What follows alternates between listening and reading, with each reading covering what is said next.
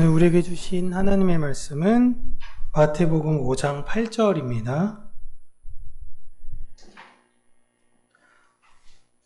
마태복음 5장 8절 우리 한 목소리로 읽겠습니다. 마음이 청결한 자는 복이 있나니 그들이 하나님을 볼 것임이요. 아멘. 오늘은 순결에 관해서 우리가 함께 하나님의 성품 여행이라고 이야기하죠. 우리 공과에 대한 내용을 다시 한번 우리가 생각해보는 시간이 되었으면 좋겠는데요. 제가 잠언의 내용을 계속 매일 오전에 매일은 아니죠. 화요일, 수요일 그리고 금요일 이렇게 해서 올려드리는데 잠언을 아마 계속 들으시는 분들은 굉장히 이해하시기가 쉬우실 내용들이에요. 성경은 겉으로 드러나는 행위에 초점을 맞추고 있지 않다라는 것입니다. 행위는 내면의 것들이 드러나는 결과예요. 그러니까 많은 사람들이 생각하는 게 내가 어떤 행위를 해서 천국이라는 보상, 구원이라는 보상을 받기 위한 매개체로 행위를 합니다. 신앙 생활을 하는 거죠. 그래야 무언가 하나님이 주실 거야. 그 행위가 매개체인데 성경은 그렇게 이야기하지 않아요. 내 내면에 품은 게 외적인 열매로 드러나게 될 거야. 그게 행위예요, 행위. 그러니까 우리는 이미 천국과 구원은 받았고 받은 사람들은 내면의 그 구원과 천국으로 인해 바깥으로 뚫고 나오는 행위들이 있다라고 성경은 이야기하지. 내가 예수 믿어야지. 그럼 내가 뭘 해야지 하면 천국이라는 걸 받을 거야. 구원을 받을 거야. 하나님이 복을 줄 거야. 이렇게 이야기하고 있지가 않아요. 아마 잠언을 계속 들으신 분들은 이제 계속 잘 이해가 되실 겁니다. 네. 행위라는 것은 여러분 어느 정도 감출 수는 있어요. 그래서 예수님이 계속 그랬죠. 두 사람이 있는데 똑같이 밭을 가라. 근데 한 사람은 버려두면 두고 한 사람은 데려가면 된다. 행위가 중요하면 행위에 따라서 데려가야죠. 그게 아니에요. 그냥 행위는 나오게 되는 겁니다. 내면은 언젠간 드러나게 돼요. 내가 무엇을 품고 사느냐는 일시적으로 감출 수 있으나 나라는 존재는 내 품은 대로 결국엔 드러나게 되어져 있습니다. 순결이라는 것은 우리가 정결, 히브리 말로 사실 같은 의미이다 보니까 정결, 그러니까 어떤 예식, 어떤 동물, 어떤 상태 이렇게만 생각하다 보니 순결 또한 내적인 것이기보다는 외적인 것을 잘 유지하는 것으로만 생각을 해요. 물론 외적인 것도 굉장히 중요합니다. 그런데 성경은 외적인 것을 지켰다고 순결하다라고 이야기하지 않습니다. 내 내면을 지키는 자를 순결한 사람이라고 이야기하고 있어요.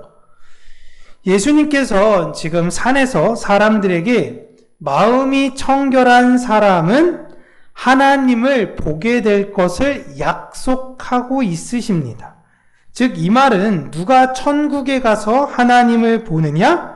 순결한 마음이 순결한 사람, 즉 마음이 진실한 사람들이 가게 된다라는 것이에요. 행위가 순결한 게 아니에요. 마음이 순결한 겁니다. 많은 사람들이 사실 요즘은 순결 이렇게 딱 생각하면 성적인 것과 연결 지어서 이제 생각을 하는데요. 특별히 기독교인들은 종교적인 영향이 더 크다 보니까 혼전 순결이라든가 다른 여러 부분에서 외적인 순결을 지향하려고 합니다. 물론 그런 보수적인 접근은 좋을 수 있어요.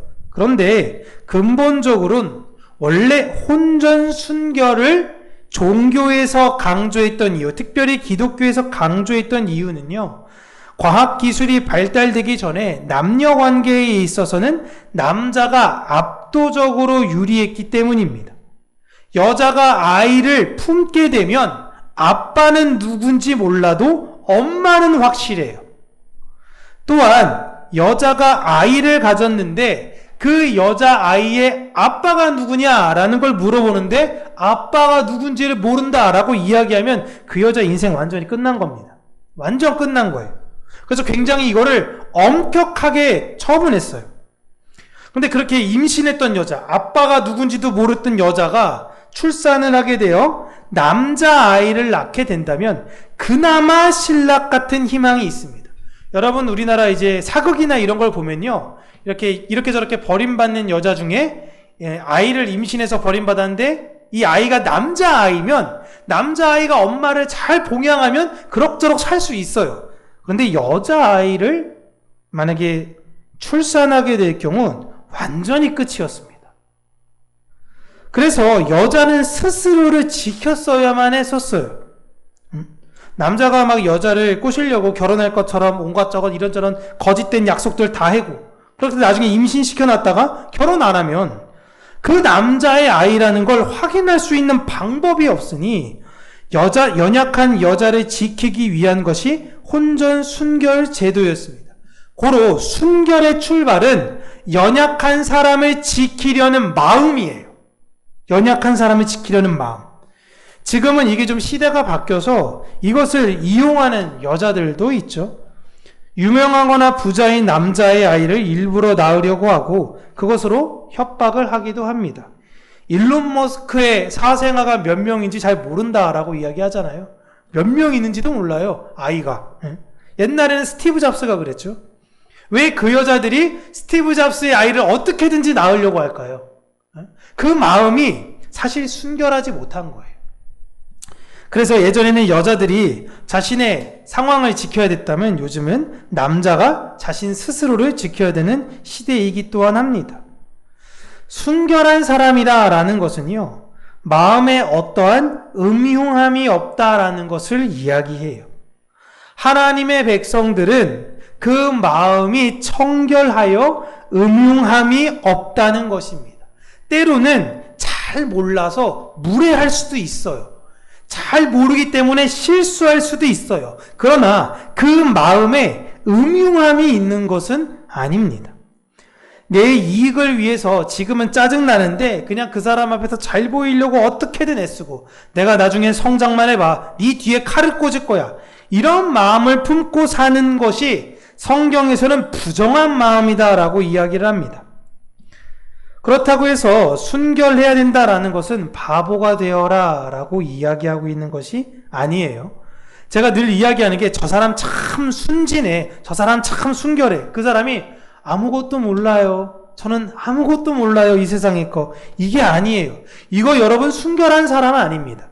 순결한 사람은요, 더 명확하게 알아요. 내가 연약한 사람들, 내가 배려할 사람들, 내가 이해할 사람들을 정확하게 알고 그들을 배려해 줍니다. 이런 사람들을 순결한 사람이라고 이야기해요. 세상에서 약간 쑥맥 같고 뭐 잘 모르는 척하고 이러라는 것이 아닙니다. 정확해야 돼요. 하지만 마음에 음흉한 마음으로 가진 것이 아닌 것이죠. 어른이기 때문에 아직 어린 아이들을 보면 그 아이들을 배려해야 하는 것이에요. 아, 네가 잘 모르니까.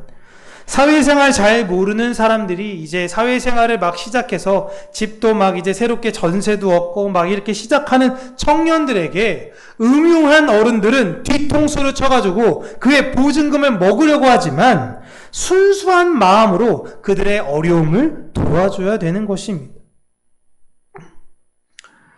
그들을 도와주려고 하는 그 마음이 내 안에서 순수하게 나오는 사람들, 성경에서는 그들이 순결한 사람, 마음이 청결한 사람, 그들이 바로 하나님을 볼 사람들이라고 이야기하고 있는 것입니다. 다시 한번 말씀드리면 이 세상은 행위에 집착해요. 보여지는 게 전부니까 내 마음으로 판단할 수가 없잖아요. 법도 마찬가지입니다. 그 사람 안에 있는 그 마음을 어떻게 알아요? 그러니까 겉으로 드러나는 행위로 그 사람을 판단하는 것인데, 우리 하나님은 겉으로 드러나는 것을 판단하는 판사가 아니시라 우리 안에 품은 생각과 마음을 판단하신다고 하셨습니다. 그렇기에 이 세상의 이익에 따라 다른 이들을 삼키려고 하는 사람들을 본받아 살아가는 것이 아니라, 그들이 볼 때는 때로는 왜 저 사람은 저렇대? 왜 저 사람은 저렇게 미련하게 한대? 라고 하지만 그것이 하나님의 기쁨이 되어 다른 연약한 이들을 세우며 섬겨나가는, 많은 이들을 사랑하며 순결하게 사는 우리 평강교회 모든 성도님들이 되시기를 주님의 이름으로 축복합니다. 기도하겠습니다. 참 좋으신 하나님 아버지, 순결하지 않은 이 시대 속 악하고 음란하여 다른 이들의 것을 빼앗아 내 것으로 취하려 하고 그것을 마땅히 당연하게 여기는 이 시대와 상황 속에 하나님의 구별된 신부인 우리 평강교회 성도님들을 순결하게 하여 주시옵소서.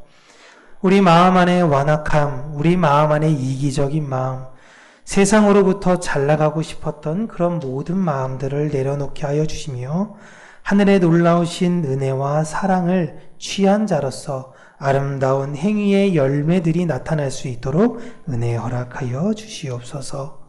예수님 이름으로 기도합니다. 아멘.